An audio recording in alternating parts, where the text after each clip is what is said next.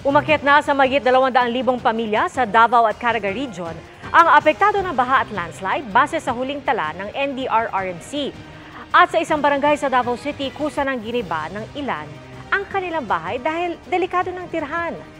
Nakatutok si Argel Relator ng GMA Regional TV, 1 Mindanao. Halos hindi na makilala ng mga residente ang mga bahay nila nang gumuho ang kinatitirikan nitong lupa sa Sitio Balite, Barangay Marilog proper sa Davao City. Pinalambot ang lupa ng walang humpay na pag-ulan noong nakaraang linggo. Saka na ko diri. So man nga nidagan na mangyuta dito. Nidagan makita yung ko sa kuan nga nidagan ng yuta kay nagsandig ko sung bungbong. 7 bahay ang nasira, pero kahit ang mga natirang istruktura ay voluntaryo na ring giniba dahil delikado na ring tirahan. 12 pamilya lahat ang kailangang i-relocate. Kasi mahumlak ba? Mayroon, napay pasalbar ba? Asa mo balhin? Babaw. Taas. Oh. Nasa 72 individual naman ang pansamantalang nanatili sa Kibalang Elementary School dahil nakitaan umano ng bitak ang lupang kinatitirikan ng kanilang mga bahay.